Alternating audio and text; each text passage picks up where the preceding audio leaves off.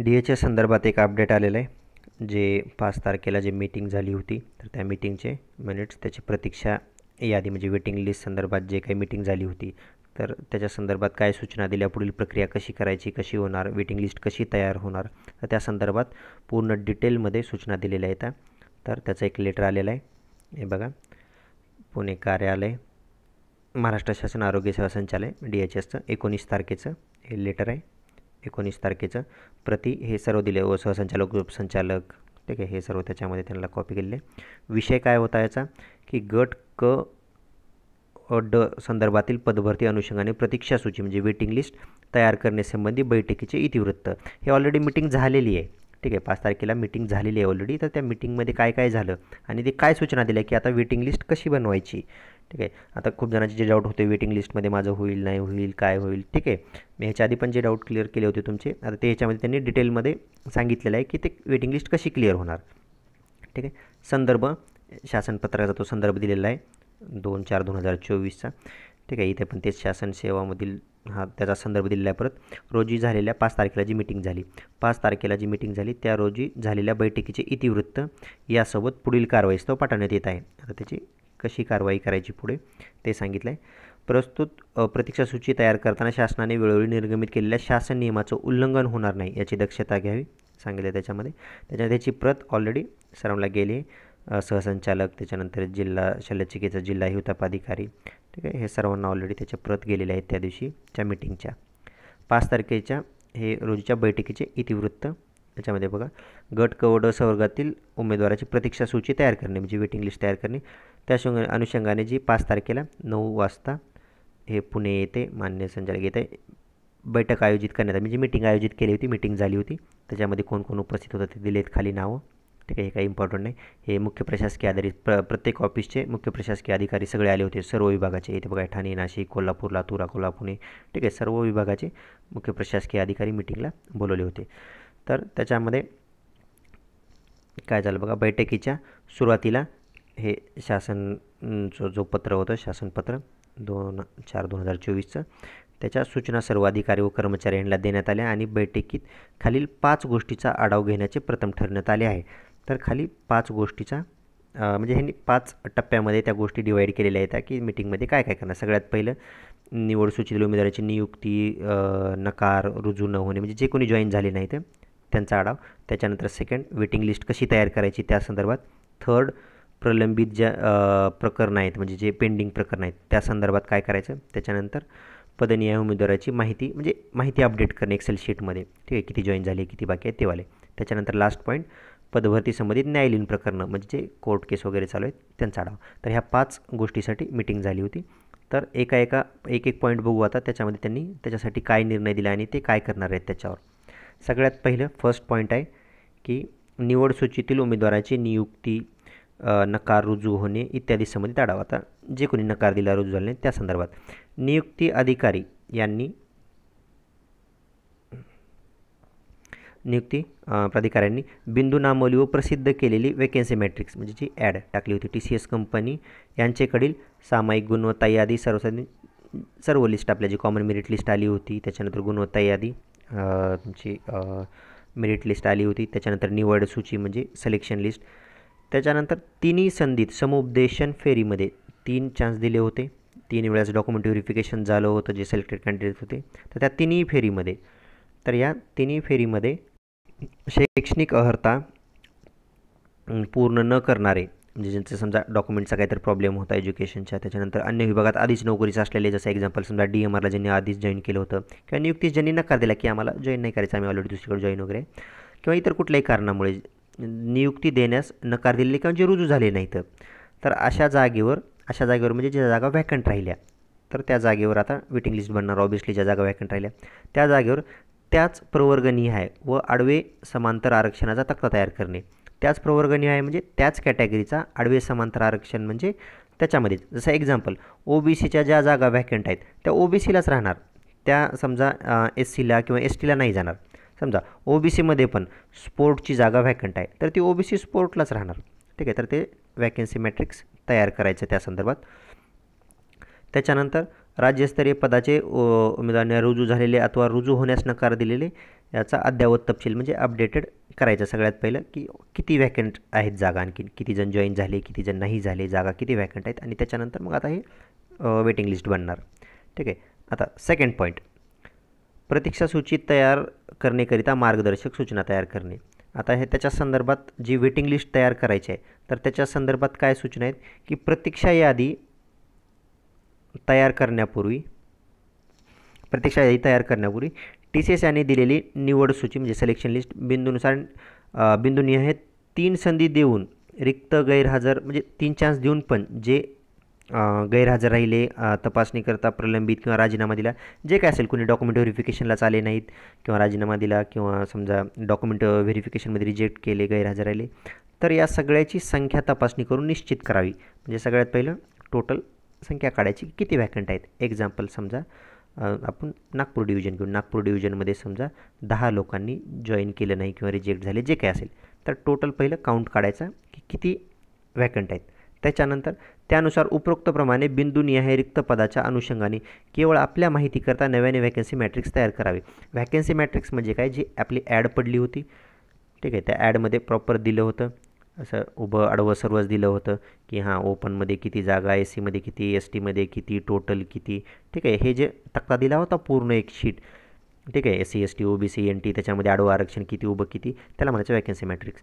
तर हे ऑलरेडी त्यांनी टाकलं होतं, पण आता नव्यानं तयार करायचं कशासाठी, जे व्हॅकंट राहिल्या, फक्त जेवढ्या जागा व्हॅकंट राहिल्या ना त्यांच्यासाठीच. आता ते परत तयार करणार, पण फक्त तेवढ्याच जागेसाठी जेवढ्या जागा व्हॅकंट राहिल्या. आता पण ते आपल्याला बाहेर ते डिस्प्ले करणार नाहीत, कारण ते परत कन्फ्युजन क्रिएट होईल, ते फक्त त्यांच्या माहितीसाठी असतं. ठीक आहे. तथापि सदरील व्हॅकन्सी मॅट्रिक्स आपले माहितीकरिता असून ते प्रसिद्ध करण्यात येऊ नये. ठीक आहे. आता समजा 100 जागा होत्या, त्यातल्या 20 जागा व्हॅकंट आहेत, आणखीन 100पैकी आणखीन 20 जागा व्हॅकंट आहेत, तर ह्या 20 जागेचंच व्हॅकन्सी मॅट्रिक्स बनणार परत, पण ते पब्लिश केलं जाणार नाही बाहेर, कारण ते फक्त त्यांच्या माहितीसाठी आहे, त्यांना त्या जागा भरायच्यात. ठीक आहे. नेक्स्ट, त्याच्यानंतर नव्याने तयार करण्यात आलेल्या व्हॅकन्सी मॅट्रिक्समधील दिव्यांग अनाथ उमेदवार कॉमन मेरिट लिस्ट उपलब्ध होतात किंवा कसे प्रथम पडताळ. म्हणजे सगळ्यात पहिलं बघायचं की दिव्यांग आणि अनाथ ह्या कॅटेगरीचे उमेदवार आहेत का, असतील तर त्याचा व्हॅकन्सी मॅट्रिकमध्ये मेन्शन करायचं, नाही तर नाही करायचं. ठीक आहे. त्याच्यानंतर नेक्स्ट, त्यानुसार उमेदवार प्राप्त असल्यास त्यांच्या मूळ प्रवर्गातील पद उपलब्ध असल्यास त्यानुसार प्रतीक्षा यादी तयार करावी. समजा आहे कोणतं, मी फक्त आता इथं त्यांनी दिव्यांग आणि अनाथबद्दल सांगितले, समजा ते कॅन्डिडेट आहेत, जसं एक्झाम्पल ओबीसीमध्ये एखादं दिव्यांग कॅन्डिडेट आहे, जर असेल तर त्याचा त्या प्रवर्गामध्ये त्याचा विचार केला जावा. नसेल तर समजा पूर्ण लिस्टमध्येच नसेल तर काही गरज नाही, त्यांचा विचार केला जाणार, कारण कॅन्डिडेटच नाही. पण समजा असेल तर त्याचा त्याच प्रवर्गामध्ये विचार केला जावा. त्याच्यानंतर नेक्स्ट, समजा त्या प्रवर्गामध्ये दिव्यांग किंवा अनाथाचा संबंधित प्रवर्गामध्ये बिंदू शिल्लक नसल्यास, म्हणजे समजा त्याच्यामध्ये व्हॅकन्सीच नाही, जसं मी आता सांगितलं होतं, समजा ओबीसीमध्ये एखादा दिव्यांगची एक जागा एक कॅन्डिडेट आहे, पण समजा तिथं दिव्यांगची कॅन्डिडेट आहे पण जागाच नाही, इथं ओबीसीमध्ये जागाच नाही, पण समजा ओपनमध्ये आहे. ठीक आहे. ओपनमध्ये एक दिव्यांगसाठी जागा आहे, तर ठीक आहे, असं नाही की आता ओबीसीमध्ये जागा नाही म्हणजे त्याला सरळ रिजेक्ट करतील, नाही, ओपनमध्ये तर आहे ना, ओपनमध्ये तर कुणीही जाऊ शकतं, तर त्याचा ओपनमध्ये विचार केला जावा. ठीक आहे. असा हा पॉईंटचा मिनिंग आहे. कुठं प्रवर्गातून रिक्त पद असल्यास त्याची निवडीबाबत विचार करावा. ठीक आहे. बिंदू शिल्लक नसल्यास खुल्या प्रवर्गातून, ठीक आहे, एका बिंदू शिल्लक नसेल तर खुल्या प्रवर्गात म्हणजे त्याचा ओपनमध्ये विचार केला जावा.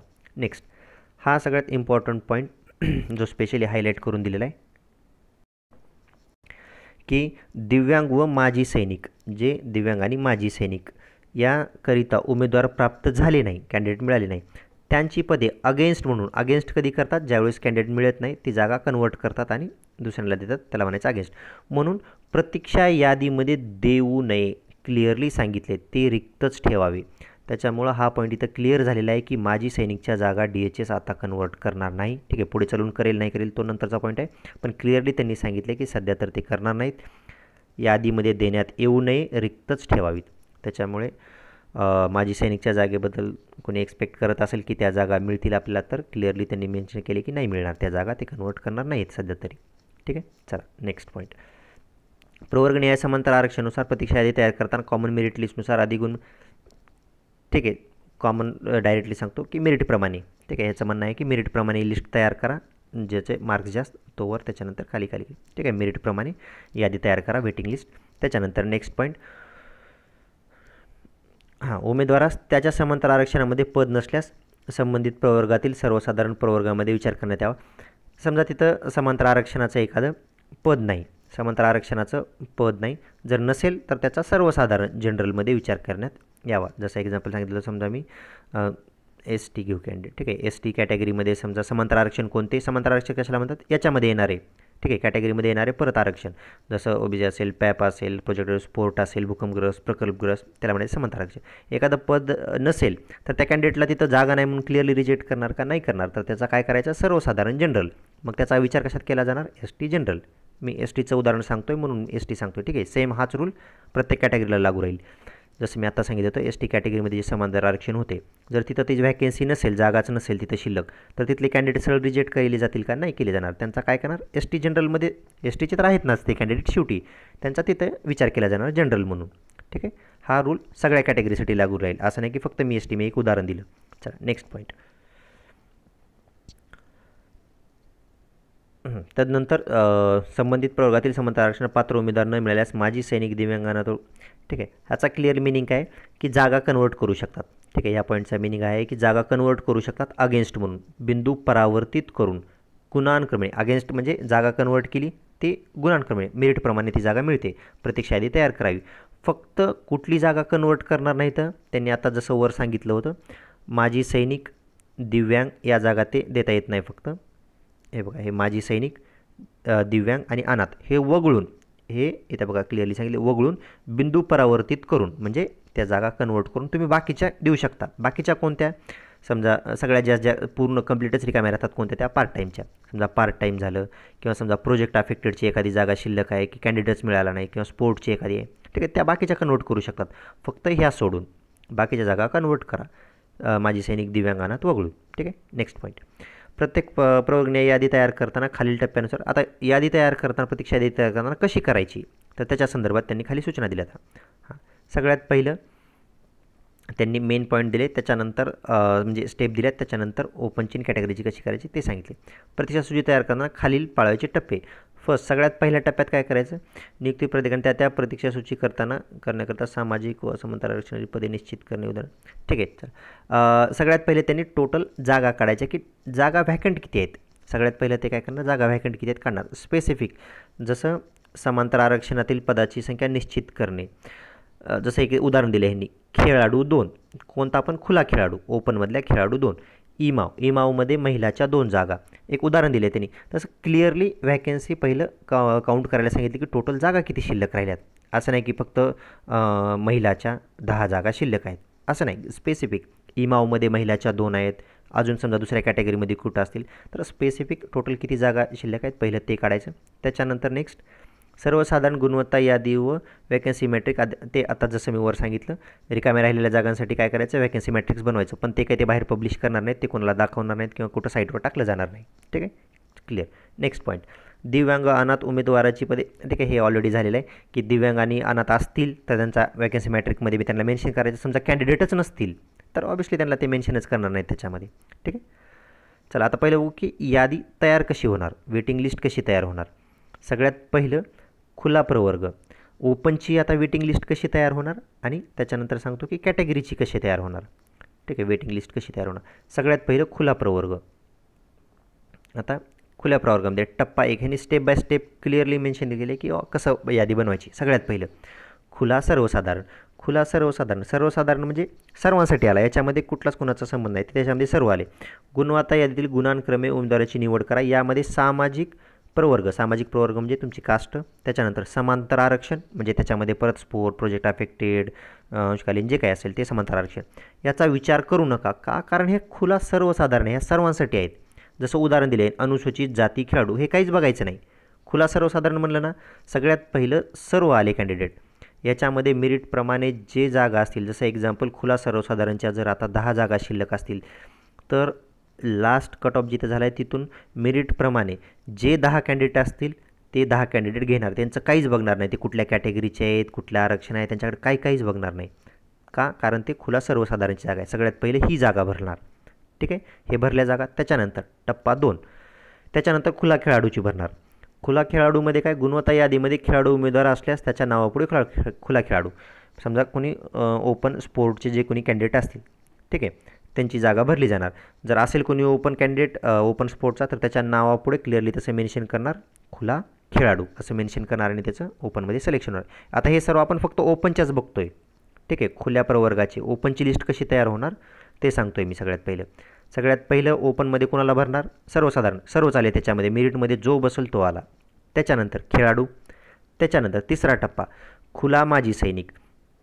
खुला माजी सैनिक गुणवत्ता यादीमध्ये माजी सैनिक उमेदवार असल्यास त्याचा नावापुढे माजी सैनिक असं मेन्शन करून माजी सैनिकाची निवड करायची खुलामध्ये. खुला म्हणजे ओपन कॅन्डिडेट, ठीक आहे. त्याच्यानंतर नेक्स्ट टप्पा 4 काय, खुला प्रकल्पग्रस्त. आता ज्याच्याकडं प्रकल्पग्रस्त आहे, तर जर प्रकल्पग्रस्त सर्टिफिकेट असेल त्यांनी त्याच्यातून फॉर्म भरले असेल तर स्पेसिफिक मेन्शन करायचं खुला प्रकल्पग्रस्त असं त्याच्या नावापुढे नमूद करायचं, ठीक आहे. खेळाडू भरले, माजी सैनिक झाले, खुला प्रकल्पग्रस्त झाला. त्याच्यानंतर खुला भूकंपग्रस्त, हे सर्वांना सेम खुला भूकंपग्रस्त. त्याच्यानंतर खुला अंशकालीन, खुला महिला आणि ठीक आहे. हे इथपर्यंत 7च पॉईंट बघा पहिलं, ठीक आहे. हे 7 पॉईंट भरणार ओपनमध्ये ज्यांनी ज्या कॅटेगरीतून अप्लाय होतं ते भरणार. आता तुम्ही म्हणाल की सर याच्यामध्ये नाहीतच जे कॅन्डिडेट नाही मिळाले, ठीक आहे. ते आधीच वर सांगितले त्यांनी, जर कॅन्डिडेट नाही मिळाले तर ते जागा काय होतील, कन्वर्ट होतील अगेन्स्ट, ठीक आहे. त्या जागा कन्वर्ट होऊन त्या जागा मेरिटप्रमाणे मिळतील, ठीक आहे. आता ह्यांनी सांगितलं की पहिलं माजी सैनिक, खुला प्रकल्प, भूकंपग्रस्त, अंशकालीन, हे क्लिअर सांगितले भरा. पण नसेल तर काय होणार, त्या जागा कन्वर्ट होतील आणि अगेन्स्टप्रमाणे मिळतील, ठीक आहे. पण त्याच्यामध्ये हा एक पॉईंट राहिला, भूकंपग्रस्त. बघा भूकंपग्रस्तमध्ये काय असतं, भूकंपग्रस्त उमेदवार असल्यास त्याचा नावापुढे भूकंपग्रस्त असा उल्लेख करावा. ते कॅटेगरी येते, ठीक आहे. मी नेक्स्ट पॉईंटमध्ये सांगतो पुढे तो, ठीक आहे. हे इथपर्यंत पॉईंट क्लिअर झाले. ज्या त्या कॅटेगरीचं ओपनमध्ये जो असेल, समजा प्रकल्पग्रस्त असेल त्याचं प्रकल्पग्रस्त मेन्शन करायचं, भूकंपग्रस्त असेल भूकंपग्रस्त नावापुढे आणि त्याचं सिलेक्शन होणार.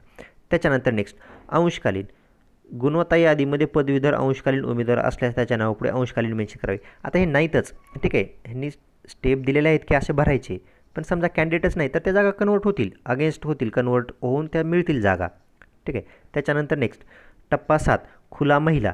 यामध्ये महिला उमेदवार असल्यास त्यांच्या नावापुढे खुला महिला, ठीक आहे. सेम तसंच पुन्हा खुल्या महिलाच्या भरायच्या.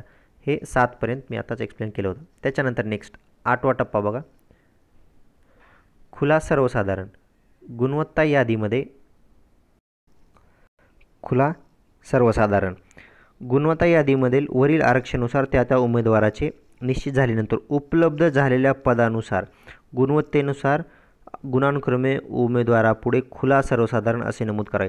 आता हे वरचे सगळे सोडून, ठीक आहे, हे भूकंपग्रस्त, प्रकल्पग्रस्त, अंशकालीन हे सर्व सोडून बाकी सर्व कशात येणार, खुला सर्वसाधारण, ठीक आहे. उपलब्ध झालेल्या पदानुसार गुणवत्तेनुसार गुणांक्रमे उमेदवारापुढे खुला सर्वसाधारण असं नमूद करायचं, ठीक आहे.